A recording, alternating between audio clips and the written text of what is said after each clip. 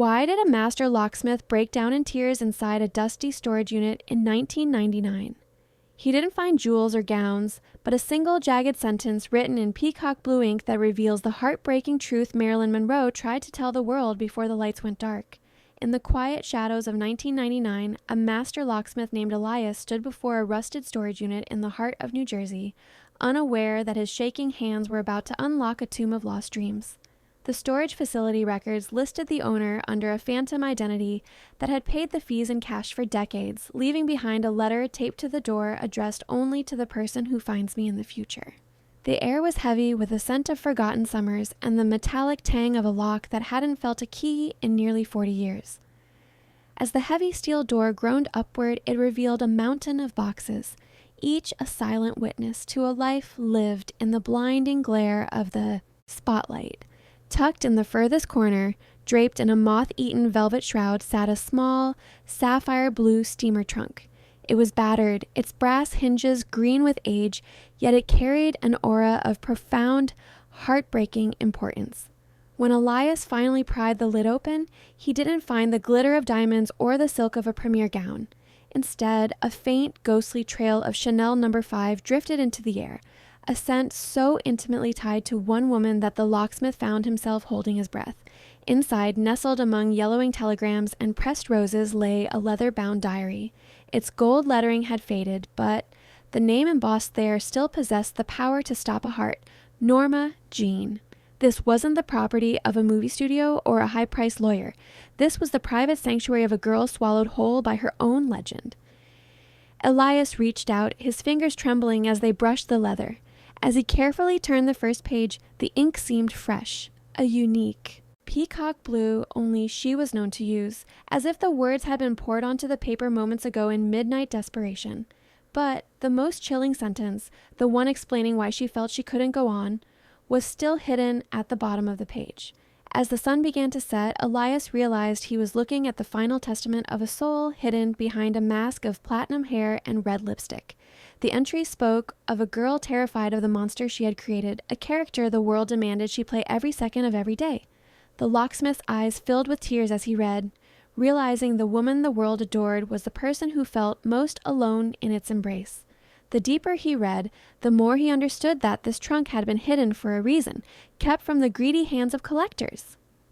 It contained a truth so shattering it could change how history looked at its greatest icon forever. Hidden beneath old letters lay a single sheet of stationery that seemed to hum with tragic energy. He unfolded it with reverence, his eyes landing on a sentence that would haunt his dreams for years. It was the beginning of a confession that would reveal the fragile heart of a girl who just wanted to be seen. If these forgotten chapters of history speak to your soul, hit that subscribe button now to join us as we uncover the secrets the world was never meant to find. The premiere of The 7-Year Itch in 1954 was supposed to be the greatest triumph of her career, a night where the lights of Broadway burned with the intensity of 1,000 suns just for her. To the fans screaming her name behind the velvet ropes, she was a goddess carved from light and laughter, draped in white silk that seemed to glow against the midnight sky. But as she stepped out of the limousine, the diary reveals that the woman inside that dress was trembling so violently, she had to grip the car door just to keep from collapsing. The entry for that evening begins not with the thrill of the crowd, but with a description of the cold. She wrote about the way the camera flashes felt like physical blows, each stealing a bit more of the girl she used to be. The world saw the famous smile, but behind those blue eyes, Norma Jean was screaming for someone to look past the makeup and see the exhaustion etched into her bones. She recalled sitting in the back of the darkened theater, feeling like a ghost watching her own passing. The woman on the screen was a fantasy who did not feel pain, but the woman in the seat was no longer among the living in spirit. She wrote that she felt like a beautiful vase that everyone wanted to own, but no one cared if it was cracked on the inside. Every time a hand reached out to touch her sleeve, she felt a piece of her soul being pulled away, leaving her hollow and fragile. In the powder room that night, away from the prying eyes of executives, she stared at her reflection until the face became a stranger's. She realized that the more the world adored Marilyn, the more they ended the existence of Norma Jean. The applause sounded like thunder, but to her it was the sound of a closing door, locking her inside a gilded cage where the air was running out.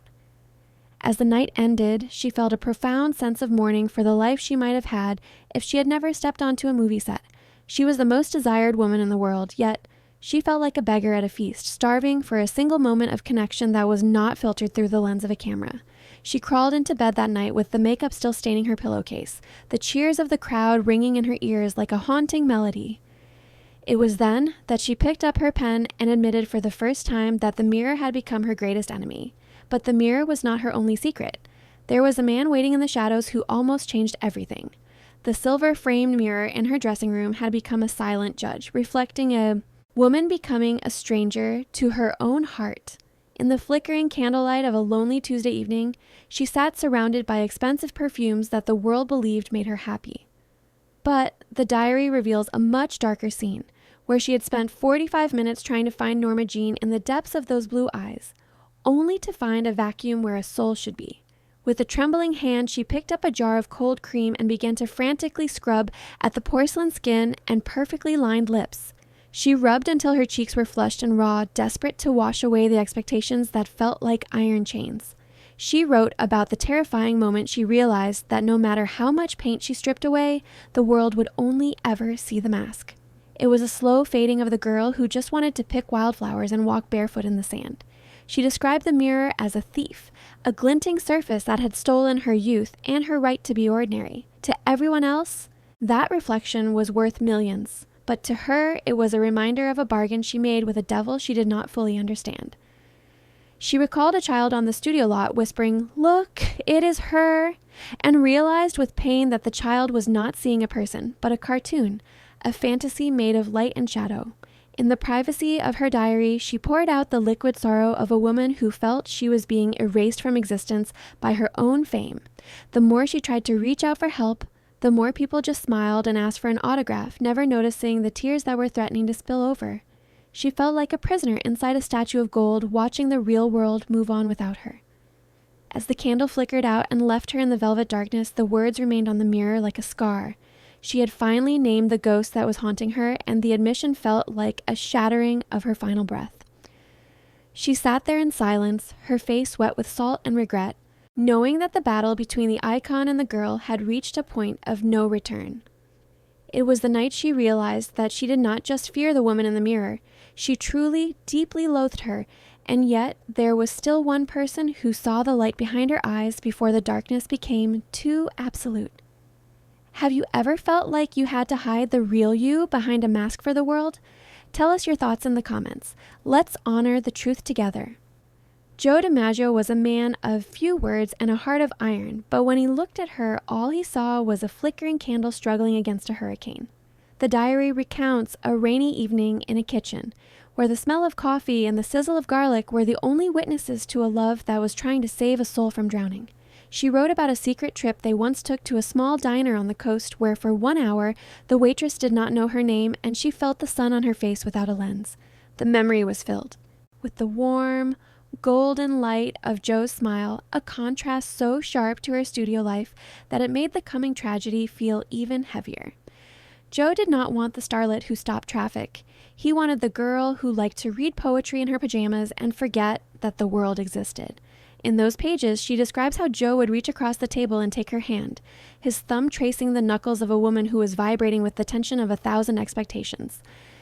He would whisper to her that they could find a small house by the ocean where the only person she had to be was Norma Jean.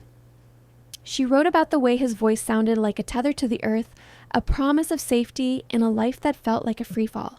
But even as he spoke of a future filled with quiet mornings and long walks, she felt the phantom of the blonde icon standing in the corner, mocking their domesticity. The diary reveals her inner torment as she realized she was no longer just a woman, but a multi-million-dollar industry that belonged to the public. She recalled a moment when Joe looked at her with such profound sadness that she had to look away. He saw the way she would instinctively check her reflection in the toaster or the window, watching for any sign that the mask was slipping. He begged her to stop performing, to let the cameras go dark, but the machinery of fame had already tightened its grip.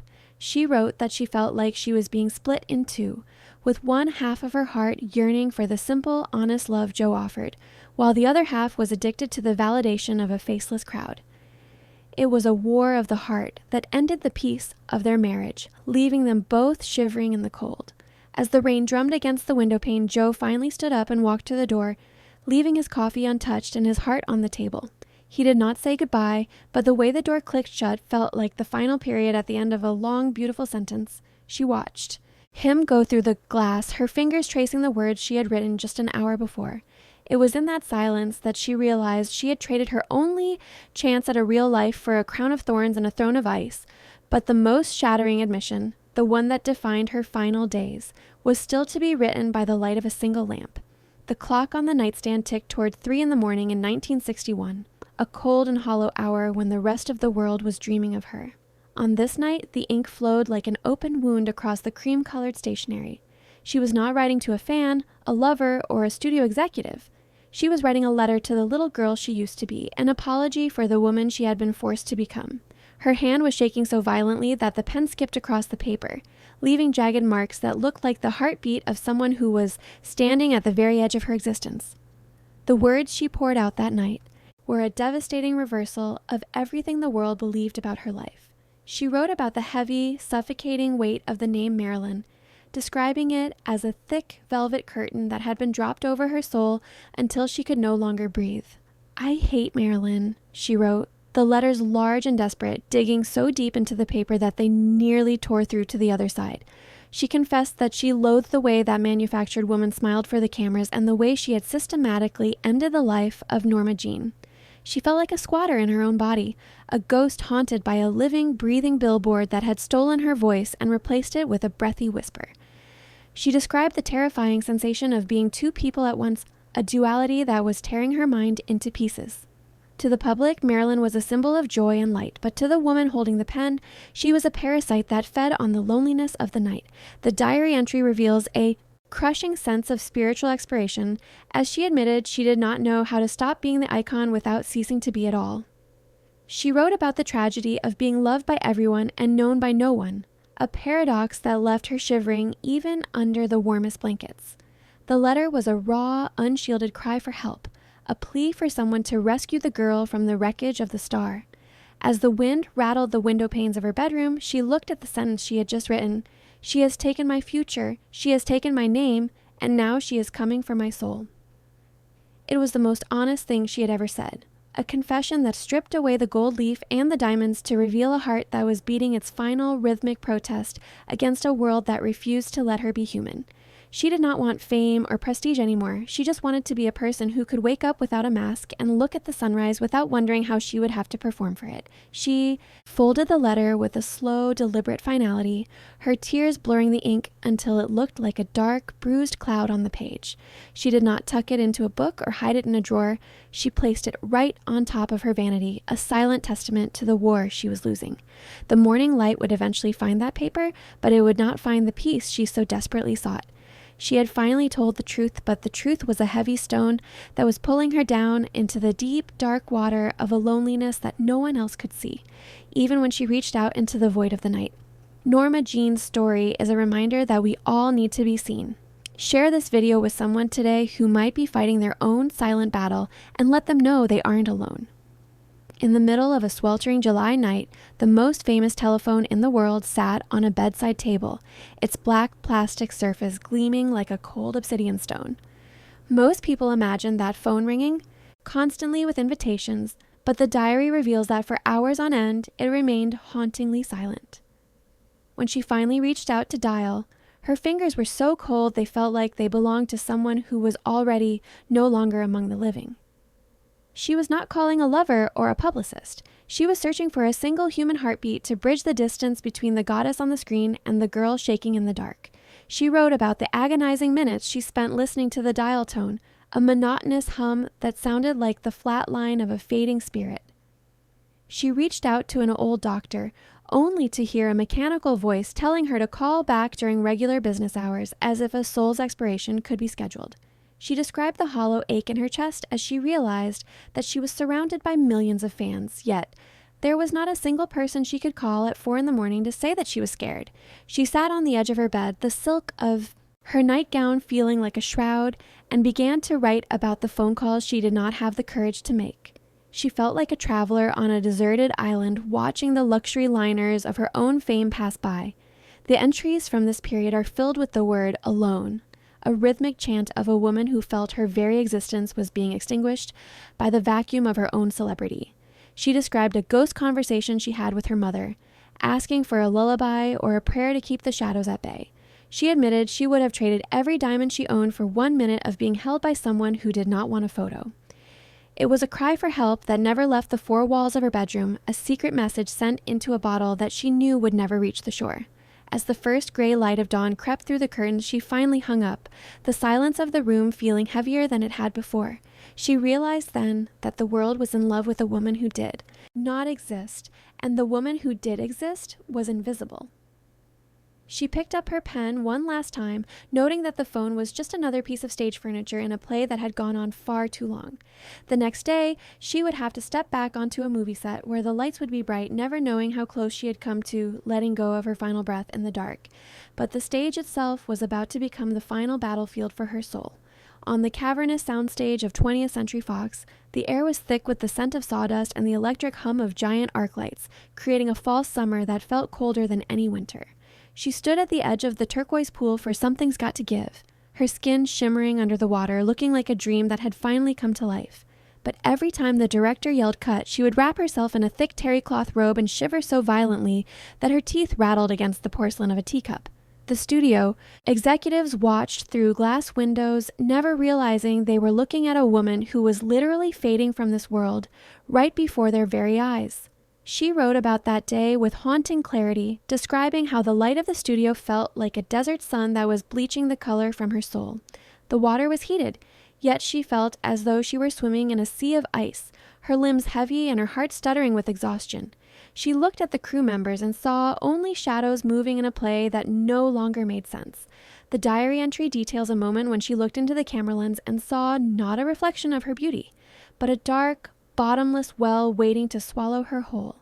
In a sentimental passage, she recalled a young wardrobe assistant who had gently patted the water from her shoulders between takes. That simple, kind touch almost made her burst into tears, because it was the only moment where she felt like a human being instead of a piece of scenery. She felt like a soldier in the trenches, losing the battle for her existence, while the world cheered for the spectacle. As the production lights were finally dimmed and the stage fell into a hollow silence, she sat alone on a folding chair, staring at the empty pool. She had given everything to the silver screen, her name, her heart, and it still wanted more. She was the star of the show, yet she felt like an uninvited guest at her own funeral, watching the world prepare to celebrate a woman she had grown to despise. She walked to her dressing room with the steps of someone carrying a burden too heavy for mortal shoulders. The diary entry for that evening ends with a single sentence. "The cameras have seen the last of me, but the world will never know that the girl they loved departed a long time ago." She drove home to Brentwood knowing the final act was approaching, a script no studio head would ever have dared to write. The 5th of August, 1962, began. With a silence so profound, it wrapped the hacienda in a blanket of velvet and shadow. The moon hung low and pale over the lemon trees, casting skeletal fingers across the floor where she sat in the center of her large white bed. According to the final pages of the diary, this was a night of reaching out, a desperate final attempt to find the bridge back to the girl she had lost. She sat with the telephone receiver cradled against her cheek, wondering if it was too late to ask for forgiveness for the icon she had allowed herself to become. Her handwriting in these concluding lines is a map of a soul in transit, shifting from the jagged edges of despair to a strange, luminous peace. She wrote about the sound of the wind, imagining it was the voice of the mother she barely knew, calling her home to a place where there were no flashbulbs. The diary reveals that, in those final hours, she was not thinking about her studio contracts. She was thinking about the feel of the grass beneath her feet when she was a child. She described a sudden, overwhelming urge to burn the platinum wigs and the silk gowns, and to wake up as a woman who could watch the sunrise without an audience. She was moving beyond the veil of this life, not out of a desire to leave, but out of a desperate need to find where the real Norma Jean was hiding. As the night deepened, she looked at her reflection and whispered a quiet thank you to the face that had given her everything. The "I hate Marilyn" confession was replaced by a weary pity for the beautiful ghost that had shared her skin. The ink on the page becomes faint toward the end, as if the pen itself were running out of strength. She closed the book and placed it beneath her pillow, a secret heart beating in the silence. She did not look like a movie star. She looked like a tired traveler who had finally reached the end of a very long and dusty road. The diary's final entry was not a goodbye, but a prayer for a new beginning, a hope that the morning light would find her transformed into the person she was always meant to be. The lights in the house stayed on, but inside the struggle was finally over. The woman who had been a prisoner of her own image had finally found the key to the door, leaving behind a legacy of gold and a diary full of tears. But there was one final guardian who would ensure the world never turned her pain into a spectacle. For nearly 40 years, a silent pact was kept by Eunice, the housekeeper who had seen the goddess in her most fragile hours. When the sirens finally faded, Eunice returned to the bedroom one last time, her heart breaking for the girl who had finally found rest. Hidden beneath the corner of a floral rug, she found a small velvet pouch containing a handwritten letter and a single lock of brown hair. Not the platinum gold the world recognized, but the natural, humble shade of a girl named Norma Jean. Eunice had promised to protect her, a vow that extended far beyond the passing from this world. She took the intimate records and tucked them away in an old blue steamer trunk, shipping them to a quiet relative in New Jersey with instructions never to open them until the new century dawned. She wanted to ensure that when the truth finally came to light, it would not be a scandal, but as a legacy of a woman who had fought a brave, lonely battle for her own soul. The housekeeper believed that Marilyn belonged to the world, but the girl behind the mask belonged only to those who could love her without needing anything in return. Eunice passed away with a peaceful smile, knowing she had kept the one thing the world could not buy, the truth of a heart more beautiful than the face that launched 1,000 films. As the decades rolled by, the trunk sat in that dusty storage unit, a time capsule of sorrow and hope waiting for the right moment to speak. The people who handled it felt a strange, magnetic pull, a sense of heat and energy radiating from the brass hinges, as if the spirit of the girl inside was restless to be understood. It was not about the money or the fame. It was a legacy of truth meant to be shared with a generation that could finally look at her with eyes of compassion. The lock remained held fast by rust, protecting the words of a woman who had become a myth. When Elias finally turned the dial in 1999, he was fulfilling a prophecy made by a housekeeper who knew that some secrets are too sacred to be kept forever. He found the letter at the very bottom, tucked inside a silk stocking, waiting to tell a story that would finally set the record free. A story that would change the very way we look at the stars in the sky. When the locksmith finally closed the lid of the sapphire blue trunk, the echo sounded like a sigh of relief from a soul that had been waiting 40 years to be truly seen. Elias walked out into the cool evening air of the new millennium, carrying a gift from a woman who had finally found the courage to step out of the spotlight and into the truth. The world would always have the movies, but now there was a witness to the brave heart of Norma Jean, the girl who had survived the goddess. The legacy of that I hate Marilyn confession is not one of bitterness, but of a profound victory for every person who has ever felt invisible behind their own life. It teaches us that the most beautiful part of a human being is not the face we show the world, but the quiet, honest person who breathes in the silence of the night. Her words serve as a reminder to a generation that has watched the world change so much, that fame and success are merely flickering shadows compared to the steady glow of being true to oneself. When we look back at her now, we should not see a tragedy or a cautionary tale, but a woman who reached through the veil of her own legend to tell us that we all matter, regardless of the mask we are forced to wear. The diary and the letter were eventually returned to a place of peace, far from the auction blocks and the prying eyes of those who only wanted a piece of her glamour. They stand as a testament that she was never truly erased from existence, because the love she sought so desperately is finally being given to her by millions who now understand her struggle. She is the patron saint of the misunderstood, a reminder that it is never too late to reclaim your name and your spirit. The locksmith never spoke of what he found to the newspapers, choosing instead to keep the warmth of that discovery in his own heart, knowing that some treasures are meant to be felt rather than sold. As the sun sets over the hills where she once walked, we can almost hear her laughter. Not the practiced, breathy giggle of a starlet, but the deep, soulful laugh of a woman who is finally free. She has left the earthly stage, but her light remains, filtered through a new compassion that sees the girl instead of the icon. Today, the sapphire trunk sits in a quiet room, a silent monument to the fact that the most important story ever told about her was the one she wrote herself. Be sure to subscribe to the channel as we continue to unlock the forgotten secrets of history's most beloved figures. What did you think of the secret letter Norma Jean left behind? Have you ever felt like you were hiding your true self from the world? Share your thoughts below and help keep the memory of the real Norma Jean alive by sharing this story with someone who needs to hear that they matter. If you felt the heart behind the legend today, please hit that like button to honor Norma Jean's memory. It helps us share these hidden stories with the world. For more journeys into the secret lives and powerful confessions of history's greatest icons, subscribe to our channel and ring that notification bell. We believe everyone's true story deserves to be heard. Thank you for being part of ours.